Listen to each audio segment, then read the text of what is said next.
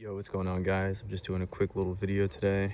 I got some new badges for the Coyote swap, and so we're gonna just see how these things go real quick.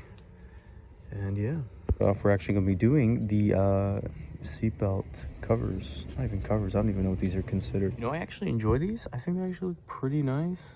I mean, it's not too bad, not too bad. I actually just got this off. I bought Goo Gone to get rid of this. This stuff is like crusty, man. Like, it's like bad. But I mean, it is what it is. So I'm gonna get working at this, and then I'll get everything lined up and then show you guys what it looks like. One thing I do like about these is that they fit right exactly where it is.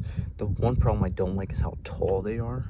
They're a little tall, but I'm pretty sure once they're on, they'll look nice. And started going at it. I mean, a lot of it's sticky stuff, so I have to get this all down and then do all this other crap. But we're getting somewhere. We're getting somewhere. I mean, I finally got it off. It's on the car. I mean, I personally like it. Some people might not, but I think it fits the car.